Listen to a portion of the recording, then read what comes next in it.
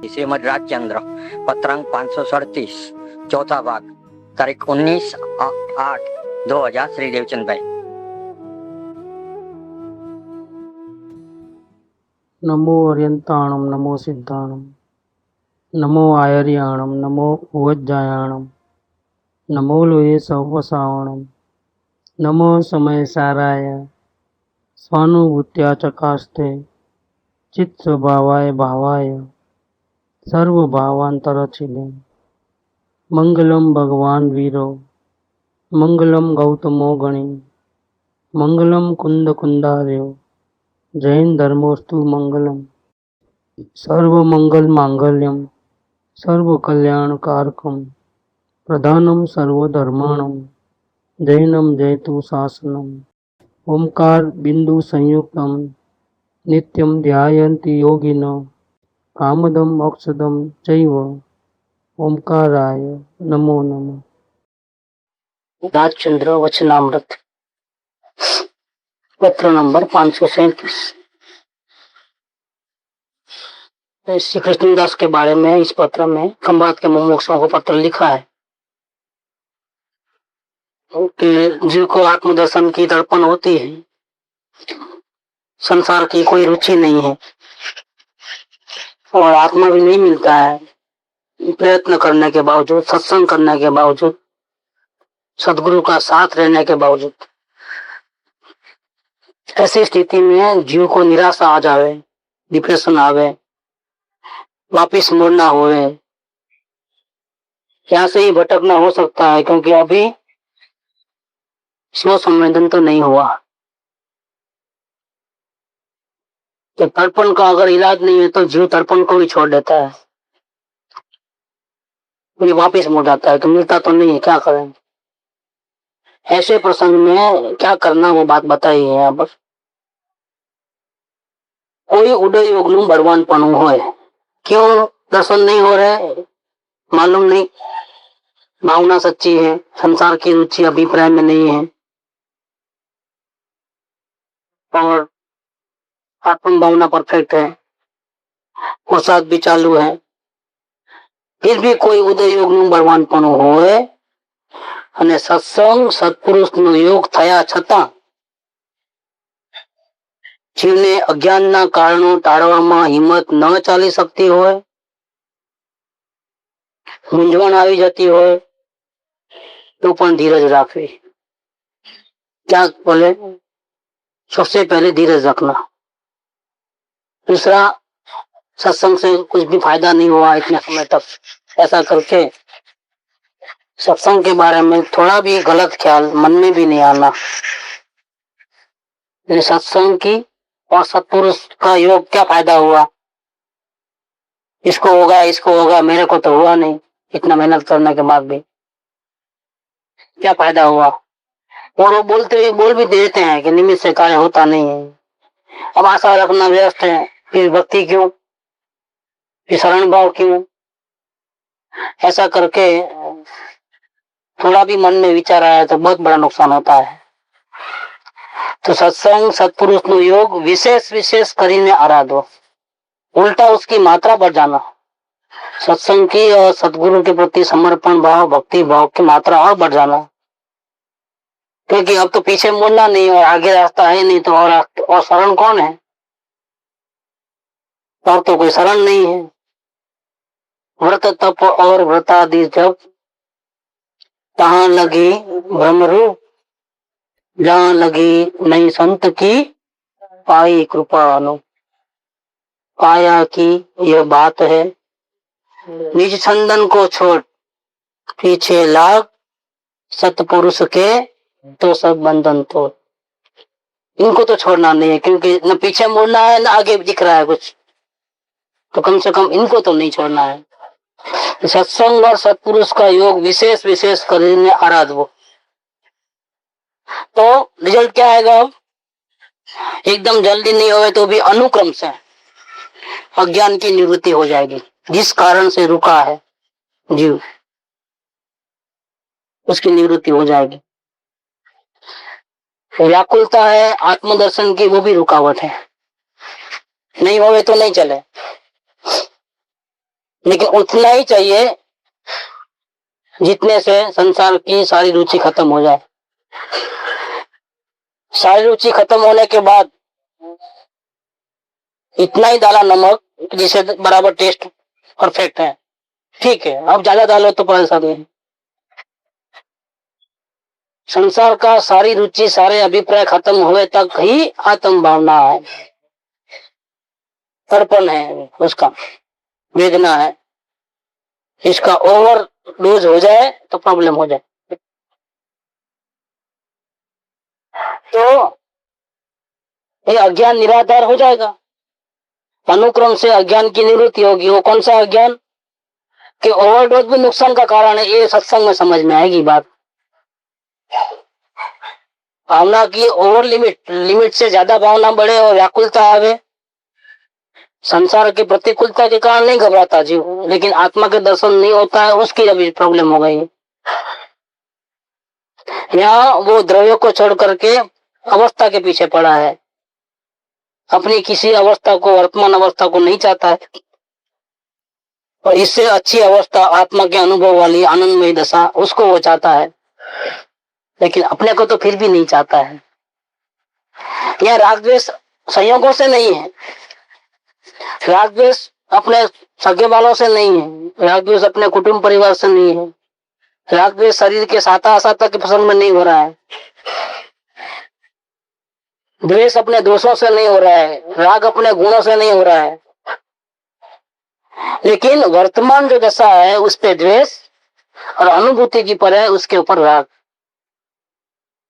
ये अभी चालू है।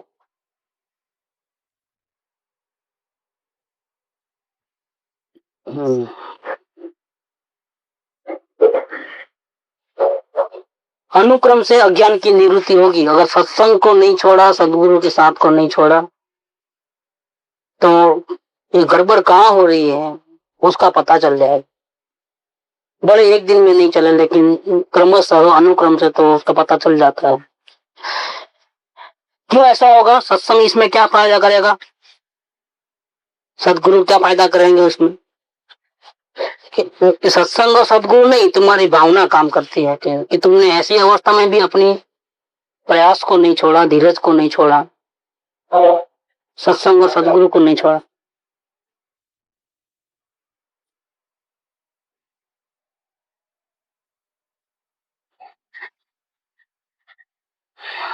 अनुक्रम में अज्ञानी निवृत्ति थसे। धीरज रखना, सत्संग सत्पुरुष का योग, विशेष विशेष आराधना करना, तो अनुक्रम से अज्ञान की निवृत्ति हो जाएगी। क्यों? क्या कारण?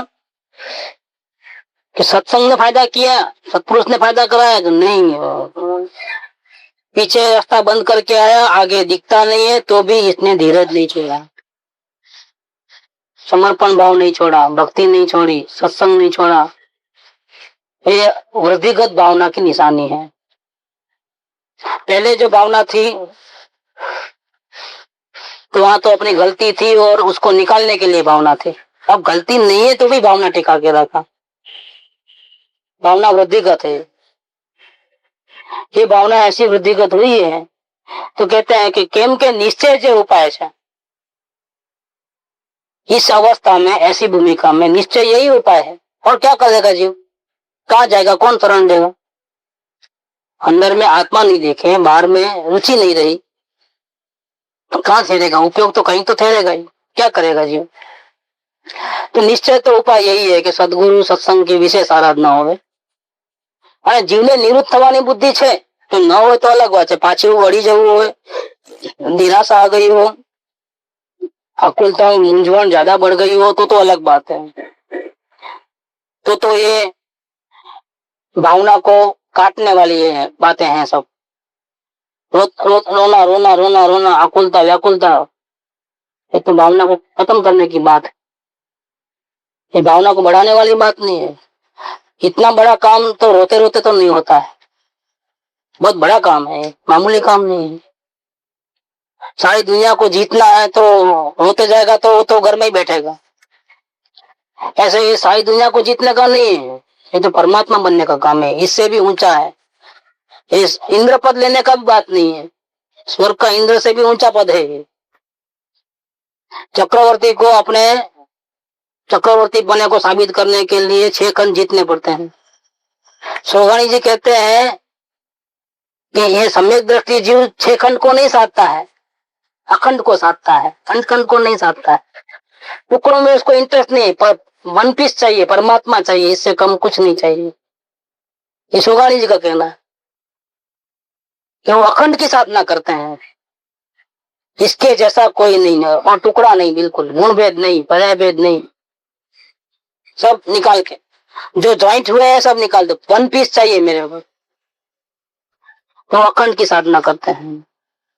इतना बड़ा काम रोते रोते तो नहीं होता है, अनंत काल में नहीं हुआ, और सबसे डेंजर काम, मतलब डेंजर माने कि कई लोग तो फेल हो गए, ऋषि मुनि त्यागी तपस्वी विद्वान शास्त्र पाठी फेल हो गए, पंचमावृतधारी फेल हो गए, नग्न दिगंबर पंचमावृतधारी फेल हो गए, 11 अंग और 9 पूर्वक का पाठी फेल हो गया।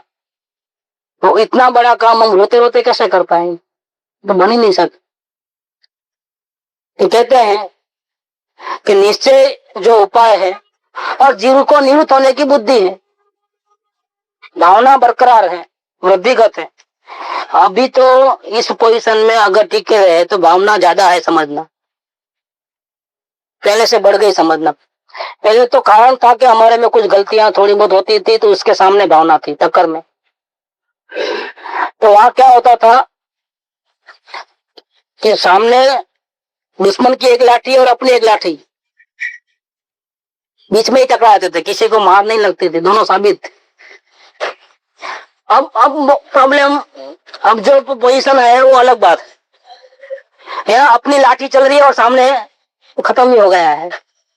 अब अपना बल कितना है, सामने कोई घर्षण नहीं है। अब हमारी लाठी को रोकने वाली दूसरी लाठी सामने वाले की लाठी नहीं है। अब तो पावर कितना है अभी, और पावर ज्यादा है, भावना ज्यादा है। नहीं तो पहले अपन कितना ही, लेकिन वो डिफेंस कर ले, लेकिन वहां अभी डिफेंस करने के लिए कोई बचा नहीं है, संसार की रुचि नहीं रही है। तो अब हमारी भावना प्रतिगत हुई है। तो ये बात कहते हैं कि जीव को निवृत्त होने की बुद्धि है, भावना बरकरार है, और जो इस अवस्था में उपाय करना चाहिए वो बराबर कर रहा है। असल में यही ठीक उपाय है, इस अवस्था में यही ठीक उपाय है कि ध्यान करने से ज्यादा सत्पुरुष के चरण में रहना। क्योंकि ध्यान कोई करने की चीज नहीं है, ध्यान तो हो जाता है। जैसे प्रेम करने की चीज नहीं है, प्रेम हो जाता है। ये कोई जबरदस्ती शर्त बिन करके अरेंज करके प्रेम नहीं किया जाता है। अरेंज मैरिज में तो एक दूसरे को पहचानते नहीं और करते हैं अरेंजमेंट और शादी करते हैं। प्रेम में ऐसा नहीं है, प्रेम तो हो जाता है, ऐसे ध्यान हो जाता है, ध्यान करना नहीं पड़ता है। तो फिर क्या करें, करें तो क्या करें कि बिल्कुल निष्कामता से कि ऐसी भक्ति में रहूंगा तो हो जाएगा, ये भी नहीं, ये भी नहीं चाहिए। मुझे नहीं चाहिए कुछ, मुझे आप ही चाहिए, ऐसा करके बिल्कुल निष्प्रिय बुद्धि से शरण में रहने का बहुत बड़ा फायदा है। इस अवस्था में अगर इस प्रकार का रहा तो भावना बहुत वृद्धिगत है, निवृत्त होने की बुद्धि है, इसलिए ऐसा करता है। सभी लोगों को ऐसी भक्ति नहीं आती है, जिसको टाइम आ गया है उसको ही भक्ति आती है, दूसरों को नहीं आती है। ऐसी अवस्था में भक्ति रखना बहुत मुश्किल बात है।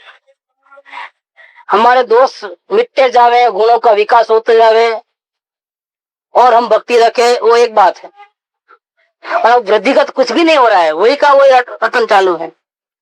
अभी कोई चेंज नहीं है परिणति के अंदर, संसार की रुचि नहीं है, नहीं है, नहीं है, नहीं है, नहीं है, चालू है।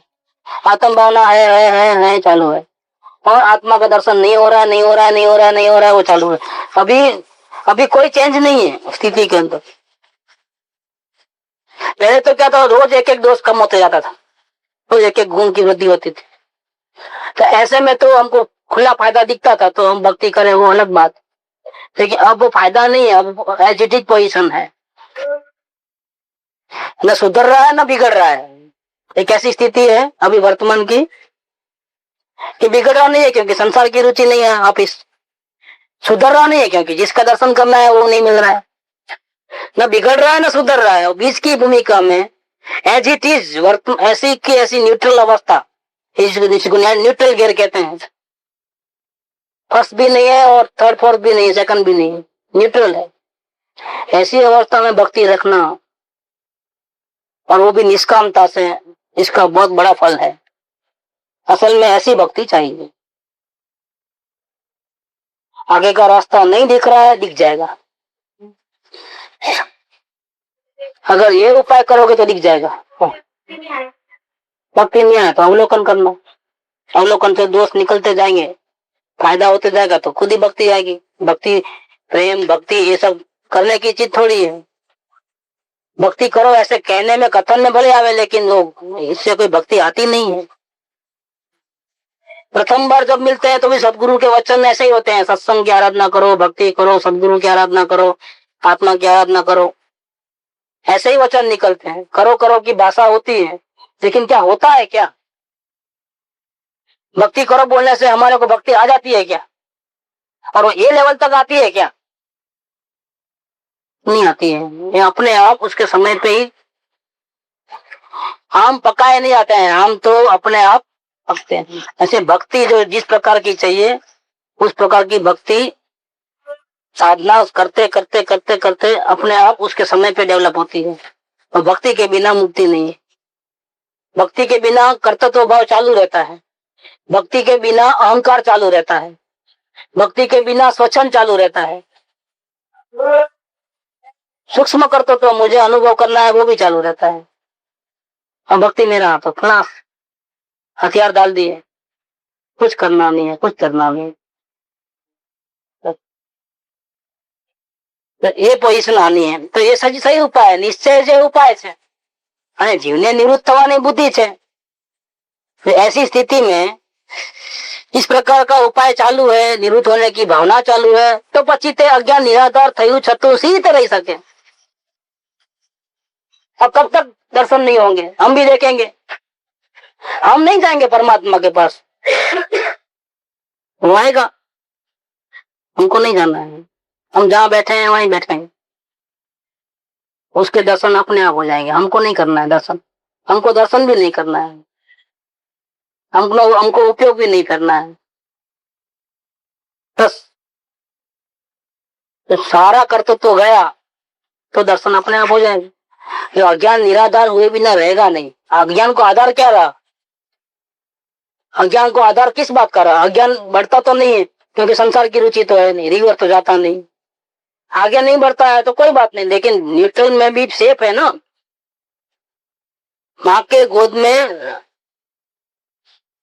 चल नहीं सकता है वो बच्चा भी सेफ है, चलना नहीं आता है लेकिन सेफ है माँ के गोद में। इस प्रकार से सदगुरु के आश्रय में मुमुक्षु सुरक्षित है, उसको कोई भी आज आने वाली नहीं है अगर भावना सही है। ऐसी नहीं है, ऐसी स्थिति के अंदर इसीलिए मुमुक्षु को भी ऐसा लगता है, बच्चे को भी ऐसी भावना रहती है कि जब तक मैं माँ के गोद में हूँ, माँ मुझे उठा के रखी है, मेरे को कोई फिक्र नहीं है। देखो उसको भी ऐसा उस वक्त फीलिंग है। ऐसे सदगुरु के शरण में गया है तो बदले में क्या मिलता है? बदले में सेफ साइड मिलती है, सुरक्षितता मिलती है। जो पाना चाहता है वो मिलेगा कि नहीं मिलेगा, ऐसी शंका कुशंका आशंका भय डर नाहिमतता निराशा सब निकल जाता है। कितना बड़ा वस्तु मिली नहीं है, लेकिन इसके पहले विश्वास कितना है कि मुझे तो मिलने वाला है, मैं क्यों चिंता करूं। संसार के कोई भी प्रसंग में जो चीज हासिल करना नहीं चाहते हैं, जब तक वो नहीं मिले तब तक डर रहता है, चिंता रहती है। ऐसे इसमें भी होना चाहिए, लेकिन फिर भी नहीं हो रहा, इसका कारण क्या है? कौन बचा रहा है? सदगुरु के प्रति हमारा जो समर्पण भाव है, भक्ति है, वो हमको सेफ साइड कर रहे हैं। अगर ये नहीं होती तो आगे का रास्ता मिलने वाला नहीं था और पीछे जीव मुड़े बिना रहेगा नहीं, क्योंकि जाएगा किधर? फिर जहाँ जहाँ से आया है वही मालूम है। एक अनजाने ठिकाने पे जाने का है समझ लो, और जीव ढूंढ रहा है और नहीं मिल रहा है, तो फिर उसको वही रास्ता मालूम है, कौन सा, जहाँ से वो आया है। क्या दूसरा तो मालूम नहीं है। फिर वो क्या करेगा, जैसे वो आया था वैसे ही वो वापस बाहर निकल जाएगा। तो जहाँ पहुंचना है वहां नहीं पहुंचे, लेकिन जहाँ हम अभी रहते हैं वहां तो सेफ साइड से रहे, इसलिए वो वापस चले जाता है। लेकिन भक्ति वापस जाने से रोकती है। भक्ति सुरक्षित रखती है जीव को। इसीलिए मुमुक्षु को निष्काम भक्ति एकमात्र आधार है। तो जितने भी गीत लिखे हैं, बिना नयन पावे नहीं, यम नियम, ये सब में सदगुरु को स्थान दिया है, इसका एक ही कारण है, निमित्त प्रधानता नहीं है यहाँ। उपादान में जिसको ऐसे सदगुरु के शरण में जाने का भाव होता है, अभिप्राय ऐसा वर्तता है, ऐसी अवस्था में उसको ही आत्मा का ज्ञान होता है। ये उपादान की जागृति है। कथन से देखो तो भले निमित्त प्रधानता लगे, लेकिन छूटने वाले जीव को, आत्मा के दर्शन करने वाले जीव को प्रथम ऐसे भाव आते हैं, बाद में आत्मदर्शन होता, क्रम ऐसा है। भक्ति में मतलब उसको ये तो डर निकल जाता कि मुक्ति होगी कि नहीं, लेकिन हाँ। ये डर जरूर रहता कि वो आत्मा सही तरह से उतर रहा है या नहीं, पुरुषार्थ में कमी है, कहीं पुरुषार्थ में गड़बड़ तो नहीं हुई, वो आत्मा सही तरीके से उठा रहा क्या, वो हर क्रम घटक तक रहती है। तो वो तो भावना के कारण है, क्योंकि वो अच्छी गलती करेगा तो जितना फायदा होने वाला है उससे ज्यादा नुकसान होता है। देखो बड़े बिजनेस में क्या होता है, हीरो का जवाहरात का बिजनेस हो गए तो 1 सेंट का फर्क आया तो पैसों का बहुत नुकसान होता है, मामूली नुकसान शाकबाजी नहीं है। फायदा जितना ऊंचा होता है, धंधा जितना ऊंचा है, फायदा जितना ज्यादा है, वहाँ गलती किया तो नुकसान भी छोटा मोटा नुकसान नहीं होता है। एक पूरी की खो गई तो क्या होता है,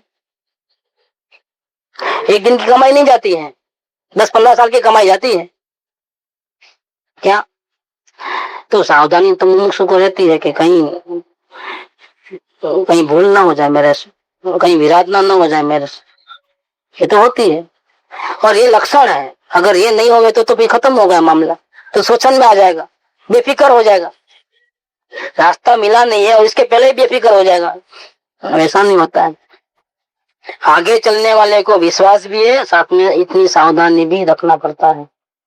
बेफिक्री हो जाएगी। सतगुरु की शरण में हम पहले क्या अपना अभ्यास होता था, दिन भर जागृति मेंटेन करते थे, सतगुरु की शरण में होकर बेफिक्री हो जाती है, जागृति भले ही कम होती है, लेकिन भक्ति इसका रंग दिखाएगी, भक्ति फैल नहीं जाती है। और दिन भर के परिणाम देकर ऐसा लगा कि तो विवाह में बहुत फंस गया। ये विवाह में फंस रहे बोल के तो भक्ति करना है।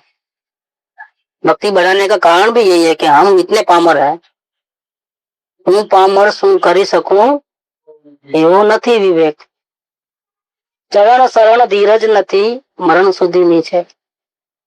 यही तो हमारी कमजोरी है, तभी तो भक्ति करनी पड़ती है, नहीं तो क्यों जरूरत है। अगर हम बीमार नहीं है तो दवा क्यों लेवे, सत्संग क्यों करें, क्यों जाए सदगुरु के पास, क्यों पीछे लगे। लेकिन यही हमारी वर्तमान अवस्था बहुत कमजोर है, तभी तो हमको जरूरत पड़ती है। तो कोई गुनाह नहीं है इसके अंदर। रुधिगत जो भक्ति हो गई है, तवन गाना 2-2 घंटे तक, दसड़ दसड़ करना, रट लेना, गा लेना, बजा लेना, वो भक्ति नहीं है। वो तो उसका रूप चेंज हो गया है, जैसे वर्षी तप का रूप चेंज हो गया है। सबदेव भगवान ने जो वर्षी तप किया वो रूप नहीं है अभी जो करने वाले हैं। ये तो एक दिन खाते हैं, एक दिन नहीं खाते हैं। वहां तो 6 महीना विकल्प भी नहीं आया, 6 महीना तो लगातार स्ट्रेट फॉरवर्ड बिना विकल्प के रह गए, इतना आत्म ध्यान में लीन हो गए थे। और बाकी के जो दिन में खाने का विकल्प जाता था, आता था, जाते थे, लेकिन सामने सूता और या जो भी चाहिए वो इस प्रकार का वो नहीं मिलता था, वापिस आ जाता। बस एक ही बार विकल्प आता था, जाते थे, नहीं मिला, विकल्प खत्म, वापिस आ जाते थे। फिर दिन भर में विकल्प भी नहीं आते थे कि खाना खाना है, खाना खाना है। फिर दूसरे दिन भोजन के समय 10-11 के बीच में ही विकल्प आता, जाते हैं, मिला ठीक, नहीं मिला खत्म, विकल्प खत्म। वो आत्मा के बल से वर्षित तप किया था। हम लोग आत्मा के बल से वर्षित तप नहीं करते हैं। देखो, खाना लिया कि छोड़ा ख्याल ही नहीं है, खाने का लक्ष्य नहीं है, निरंतर आत्मा में लक्ष्य है। वो वर्षित तब कहाँ और ये वर्षित तब कहाँ। ऐसे जो भक्ति कृपालुदेव ने कही है वो भक्ति कहाँ और अब चल रही है वो भक्ति क्या है, तो जमे ही नहीं। कृपालुदेव का सच्चा भगत तो भी वो भक्ति में नहीं लगे दिल। देखो कब उठूं कब भागूं, ऐसा हो गया। क्या हो गया है, कृपालुदेव की भक्ति चल रही है और कृपालुदेव के सच्चे भगत को मजा नहीं आ रही है। क्यों? भक्ति जैसा कृपालुदेव ने कही ऐसा तो नहीं, इसका रूप चेंज हो गया, स्वरूप चेंज हो गया है, ये बात है। तो भक्ति से लगेगा ऐसा, लेकिन भक्ति बचाएगी। भक्ति एकमात्र शरण है, ढाल है, रक्षा करने वाली। शुभ सी तड़ता मई छाए रही, जिन भक्ति ग्रह आता है, भक्ति का भी जिन भक्ति की कवन भी लिखा है उन्होंने, जिन भक्ति हो तरु कल्प हो, बचने भगवंत भगवंत का हो, भवंत करने का काम है। जिन भक्ति और तरु कल्प है, कल्प वृक्ष है, तुम मांगो वो मिल जाएगा तुमको। भक्ति से, भक्ति से जो वेदन आता है वो इतना सहज नेचुरल होता है और बिना अपेक्षा से आया है, बिना प्रयत्न आया है, बहुत सुंदर बात होती है। तो निश्चय से उपाय છે અને જીવને નિવૃત્ત થવાની બુદ્ધિ છે, તો પછી તે અજ્ઞાન નિરાધાર થયું છતું સી રીતે રહી શકે। कोई घबराने की बात नहीं, समय थोड़ा लगता है लेकिन कोई घबराने की बात। एक मात्र पूर्व कर्म योग सिवाय ત્યાં कोई એને आधार नहीं। समय भी क्यों लगता है, उपाय सही है तो समय क्यों लगता है, दवा सही है तो फिर बीमारी आज का आज 1 घंटे में क्यों नहीं मिटती है। क्या दवा सही होने पर भी जितना बिगाड़ा हो चुका है ना, उसको निकालने में पहला दवा का वपराश होता है। दवा का जो तत्व है, स्ट्रेंथ है दवा से, वो पहले कचरे को निकालने में जाता है, इसीलिए रिजल्ट नहीं आता है जल्दी। कर्तृत्व भाव, सूक्ष्म कर्तृत्व भाव, स्वच्छंद, मलिनता, सकामता, निराशा, ओवर कॉन्फिडेंस, क्या ये सब जो दोष है, पहले वो कचरे को निकालने में भक्ति काम करती है, इसलिए थोड़ा समय लग जाएगा। बाकी समय लगने में तो वो साइड से देखे तो एकमात्र पूर्व कर्म योग सिवाय ત્યાં कोई तेने आधार नहीं, क्योंकि जीव को तो कोई अभी पानी पिलाने का रहा ही नहीं ना। पहले क्या होता था, उड़े आता था, उड़े तो था ही, साथ में जीव भी जुड़ जाता था। जीव उड़े के अनुसार जुड़ जाता था, प्रतिकूलता में दुखी होना, अनुकूलता में राजी होना, ऐसा करके जीव जुड़ता था। लेकिन अब ऐसी स्थिति नहीं है, पूर्व कर्म है, उसका योग है, जीव जुड़ता नहीं है, जीव अपने में ही रहा है। पहले आत्मा का भी बल मिलता था गिरने में, अब आत्मा का कोई सपोर्ट नहीं है, सिर्फ एक पूर्व कर्म योग है। ज्ञानावरणीय कर्म का कुछ अंश है। समझ अभी जितनी मात्रा में ठीक होनी चाहिए उतनी मात्रा में नहीं हुई है, इसीलिए थोड़ा बहुत मोह के अंश अभी भी पड़े हैं, टोटल निराधार अभाव नहीं हुआ है। बस वो निकल जाएगा क्योंकि उपाय सही है। एकमात्र पूर्व कर्म योग सिवाय अज्ञान को वहां कोई आधार नहीं है। એ તો જે જીવને સત્સંગ સત્પુરુષનો યોગ થયો છે અને પૂર્વ કર્મ નિવૃત્તિ પ્રત્યે પ્રયોજન છે, ભાવના શુદ્ધ है, उसको तो क्रम तो फिर नुकसान चालू रहे वो बने। लेकिन एक तो छूटने की बात है, शुद्ध अंतःकरण है, और बाद में सत्संग और सदगुरु का साथ है। अब तो काम होना ही होना है, अब तो नहीं होने का कोई सवाल ही नहीं है, ये बात कहें। પૂર્વ કર્મ નિવૃત્તિ પ્રત્યે પ્રયોજન છે, જે જીવને સત્સંગ અને સત્પુરુષનો योग થયો છે, इतना भाग्य खुल गए। और साथ में अपनी भी ऐसी भावना, पूर्व कर्म निवृत्ति प्रत्ये प्रयोजन છે, તેને क्रमे કરીને अज्ञान तड़वा ज योग्य છે। घबराने की कोई बात नहीं है, निराशा में आने की कोई बात नहीं है। एवं विचारी, ऐसा चिंतन करके अज्ञान के कारण जो आकुल व्याकुलता होती है ते मुमुक्षु जीवे धीरज थी सहन करो। देखो, कोई जल्दबाजी उतावली करने की जरूरत नहीं है, थोड़ा भी हड़बड़ाहट में आने की जरूरत नहीं है, शांति से। तो एमएनसी के 2 नंबर के बोल में भी आया है कि मुमुक्षु जीव को कहीं ज्ञान की गलती भी हो है समझ में, लेकिन आत्मलग्नि आत्म भावना वो गलती को भी अपने आप मिटा देती है, करने की कोई बात नहीं है। कि मुमुक्षु ना छूटने की भावना हो इसलिए सारे लाइन पूरा क्लियर हो गई, ऐसा नहीं होता है।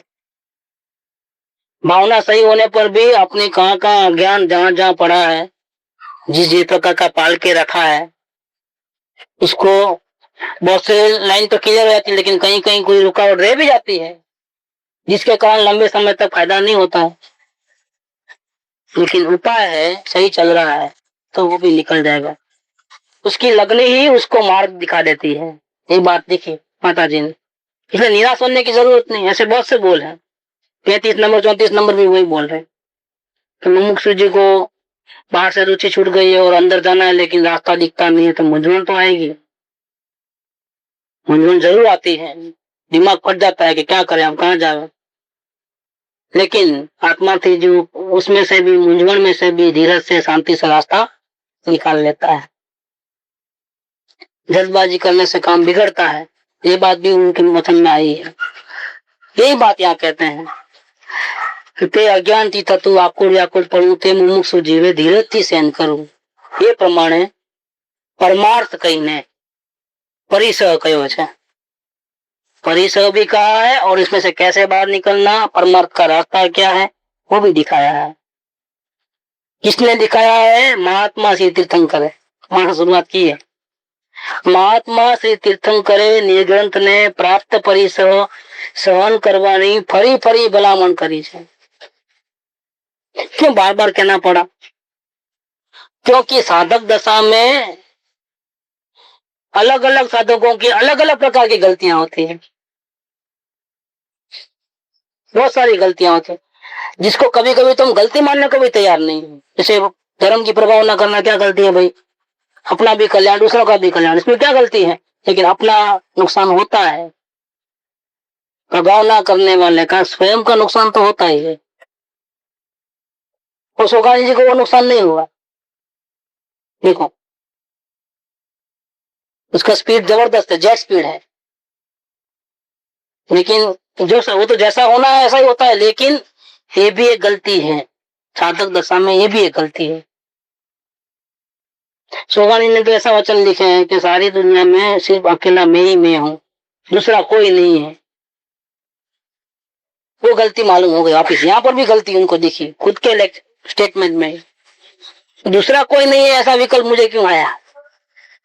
यहाँ तक ही फुल स्टॉप हो जाना था, यहाँ तक नहीं है। क्यों ऐसा मेरे को मेरे से गलती हो गई कि दूसरा कोई नहीं है? बाहर देखा तब मालूम पड़ा ना कोई नहीं है। शून्य अवस्था को देखा क्यों मैंने? शून्य अवस्था वक्त मेरे को ज्ञान को ही देखना था, गायक को ही देखना था। शून्य अवस्था एक भी विकल्प नहीं है, मुझे क्यों मालूम पड़ा? मैं देखा तो मालूम पड़ा ना, क्यों देखा मैंने? शून्यता को देखा और गायक को भूल गया, क्यों? यहाँ ही फुल स्टॉप था, ये ज्यादा लिख दिया। देखो कैसी बात लिखी, ये भी एक चाल है, दूसरी भी एक चाल है। साधक दशा में इतनी इतनी गलतियां होती है, इसलिए तीर्थंकर ने बार बार साधक दशा में साधना करने वाले जीवों को प्राप्त परिसर सहन करने की भलामण दी है। देखो क्या बड़ी बात, तीर्थंकर गोत्र फायदा है कि नुकसान है? वही सिमंदर परमात्मा बैठे हैं, तीर्थंकर टोने में विराजते हैं। कई जीवों को फर्स्ट टाइम उनके उपदेश से समय दर्शन होगा, साधना होगी, केवल ज्ञान हो जाएगा और मोक्ष में भी चले जाएंगे उनके सामने ही, लेकिन वो नहीं जा सकते क्योंकि जबरदस्त पुण्य प्रकृति है। भविष्य के भरत सत्र के 13वां तीर्थंकर होंगे, जब 1 2 3 नहीं 13वां, तब उनकी मुक्ति होने वाली है सिमंदर भगवान। जब तक एक ही स्थान पे है वहां केवल ज्ञान हो चुका है लेकिन सिद्ध दशा नहीं आ रही है। अरिहंत हो गए हैं, सिद्ध नहीं हो चुके। देखो शरीर से मुक्ति नहीं है, आयुष्य इतना बड़ा है, वाणी का इतना जबरदस्त योग है, क्या करें। इतना जबरदस्त पुण्य बांधे हैं कि इतने लंबे समय तक वो पुण्य को भोगना ही पड़ता है। समोसरण के ठाठ माठ, देवों की पूजाएं, भक्तियां सब चलती है, रोज रोज धमाल मची रहती है वहां समोसरण में। करोड़ों देवों आते हैं रोज पूजा भक्ति करने के लिए। रोज कितने की जीव केवल ज्ञान होकर के उनकी बाजी में लग जाते हैं, सीट लग जाती है कितने लोगों को। देखो वो सब सिद्धालय में पहले जाएंगे, ये रहेंगे अब यहाँ। रुकावट है, प्रगति है। देखो इसलिए साधक दशा में भी बहुत से प्रॉब्लम्स हैं। महात्मा से तीर्थंकर ने निर्ग्रंथ को प्राप्त परिसर सहन करने की बार बार बार बार भलामण की है। आचार्य अभी वहीं के वहीं हो, शिष्य हो, इसके पहले केवल ज्ञान ले ले। बात दीक्षा लेने वाला आचार्य ऐसा ही हो, वो निकल जावे आगे। क्या बात है ये रुकावट, ये जो भी रुकावट है उसको सहन करना है। निराशा में आ गए, डिप्रेशन में आ गए, अपने बाद में आया वो जल्दी निकल गया, उससे ईर्ष्या भाव हो जाए, दूसरे की साधना देख करके द्वेष भाव हो जाए, खुद का ही नुकसान है, खुद और गिर जाएगा। ऐसा नहीं, उल्टा राजीपा होता है। गुरुदेव को बहुत खुशी होती थी वो कहने में कि यहाँ से वो वैमानिक में गए, फिर मनुष्य भाव लेंगे, झपट करेंगे और सीधा ले पहुंच जाएंगे। हम चौथे भाव में जब दीक्षा लेंगे तब हमारा कोई गुरु होता नहीं तीर्थंकर को, तो तब नमो सिद्धे पे बोलेंगे तो दीक्षा लेते बकर नमस्कार करेंगे तो हमारा नमस्कार सौगाणी जी को पहुंचेगा। हाँ देखो कितनी खुशी होती है, गुरु को खुशी होती है कि शिष्य आगे निकल गया, बहुत अच्छा हो, राजी होकर के बहुत प्रमोद भाव से ये बात कहते थे। ये इससे ज्यादा महिमा क्या होना। कोई अपने गुरु अपने को ऐसा कह देगा कि तुम मेरे से आगे निकल जाओगे, इससे ज्यादा और क्या चाहिए। अपने जल्दी परमात्मा बन जाओगे, तो बहुत बड़ी बात कहते जाहिर में, वो भी क्योंकि ये बात छुप के कहने की है कि गुरु का अपमान जैसा हो जाए, गुरु पीछे और उसी से आगे, जाहिर में कहते थे। धर्मात्मा धर्मात्मा का एक दूसरे के प्रति ऐसा साधन भाव होता है, द्वेष बुद्धि वगैरह तो कुछ होता नहीं है। सभी अगर गलती भी करता है तो ज्ञानियों को तो हर एक जीवों के प्रति करुणा बुद्धि रहती है कि गलती करता है लेकिन कब इसकी गलती जल्दी निकल जाए, वो भी परमात्मा बन जाए, वो भी इस मार्ग में आ जाए। उनको आचार्य देव कहते हैं कि हमारे दुश्मन को भी द्रव्यलिंग न हो। क्या? हमारे दुश्मन वैरी को भी द्रव्यलिंग न हो, मिथ्यात्व न हो, डोंग न हो, धर्म के स्थान में प्योरिटी हो, नहीं तो बेचारा मर जाएगा। वो मेहनत भी करेगा और जूते भी खाएगा, पंचमावत धारण करेगा, नग्न दिगंबर साधना करेगा, सब करेगा, लेकिन फिर भी डूबेगा अगर द्रव्यलिंग रहेगा तो। संसार में भले ही कहीं ढोंग माया का पाठ करे हो, लेकिन धर्म के स्थान पे जैसे अंदर हो वैसे ही बाहर, नेचुरल बिल्कुल। थोड़ी भी अगर मैं छुपा छुपी चली दोषों की तो गया, इसको बोलते हैं द्रव्यलिंग। समय दृष्टि नहीं हो और समय दृष्टि माने और ऐसे चाल करें, श्रावक नहीं हो और श्रावक के चाल करें, मुनि नहीं हो और मुनि बन करके बाहर में वैसे दिव्य धारण करके वैसी क्रियाएं करें, इसको बोलते हैं द्रव्यलिंग। मुमुक्षु न हो और वर्तन ऐसा करें बाहर में दिखावे का कि जैसा कि मैं मुमुक्षु हूं, इसका नाम द्रव्यलिंग है।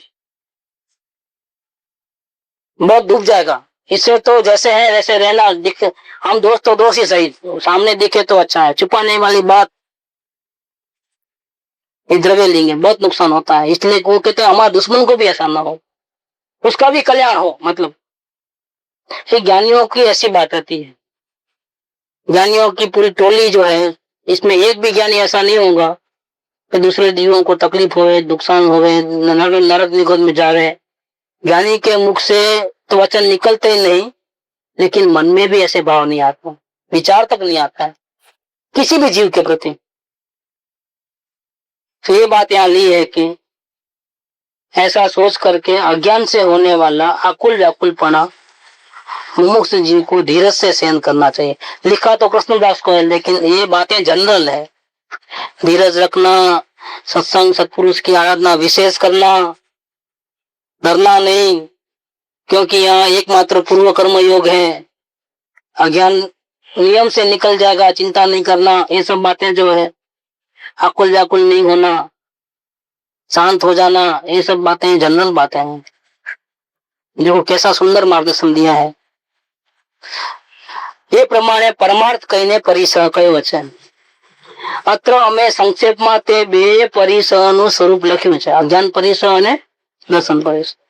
આ પરિસહનું સ્વરૂપ જાણી સત્સંગ સત્પુરુષના યોગે જે અજ્ઞાનથી મૂંઝવણ થાય છે તે નિવૃત્ત થઈ જશે એવો નિશ્ચય રાખી, એવો વિશ્વાસ રાખી, એવી શ્રદ્ધા રાખી, यथा उड़े जानी, जैसा हमारा उड़े ऐसा जान करके, रोक करके नहीं, चिंता करके नहीं, जान करके, सिर्फ जानना है।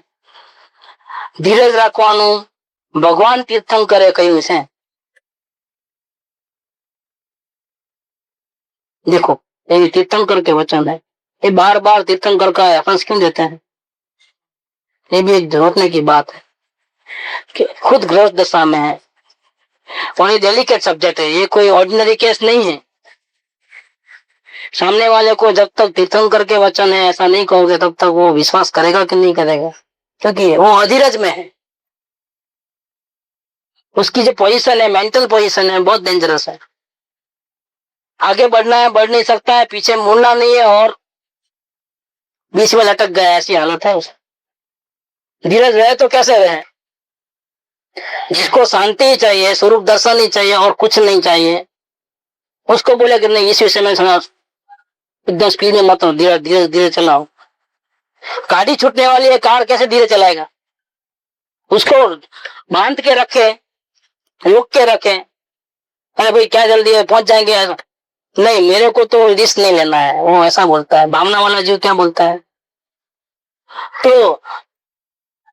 दूसरे के वचन तो उसको मामूली लगे कि नहीं नहीं ये इसको पूरा पक्का नहीं मालूम पड़ रहा है, वो तो हमारे को टेंशन से बचाना चाहता है, इसलिए कुछ शांत करने की कोशिश कर रहा है। बाकी कोई हकीकत में नहीं, हकीकत में मुझे आगे ही बढ़ना है, आगे भागना है, कब मौत आ जाएगी, कब क्या हो जाएगा क्या पता, ऐसा करके अधीरज रहती है। ऐसे पोजीशन डेलिकेट मामला है, तो इसको समझाने वाला कोई ऑर्डिनरी नहीं चाहिए। फिर उनको समझाने वाला भी जीव एकदम टॉप लेवल का हो तो ही, इसीलिए बार बार तीर्थंकर का नाम ले रहे हैं यहाँ पर। ज्ञानी पुरुष का भी नहीं, आचार्य भगवान का भी नहीं। देखो आप, हमारा ऐसा अनुभव है वो भी बात नहीं, खुद को भी तो निकाल दिया है। तीर्थंकर ने ऐसा कहा है, जितना केस सीरियस तो डॉक्टर भी इतना ही ऊंचा होना चाहिए। मामूली डॉक्टर का तो काम ही नहीं, वो तो हाथ लगाया कि और तो डर लगे, पेशेंट को विश्वास नहीं आवे। टॉप चाहिए, एकदम टॉप लेवल चाहिए। ये केस ही ऐसा जबरदस्त केस है। तो अभी कल और आगे लेंगे कि धीरज का मतलब क्या। धीरज माने, धीरज का मतलब क्या? हाथ छोड़ देना, क्या करना सब आप ही करना, हम बैठे हैं ऐसा, उसका अभी अर्थ कल निकालेंगे।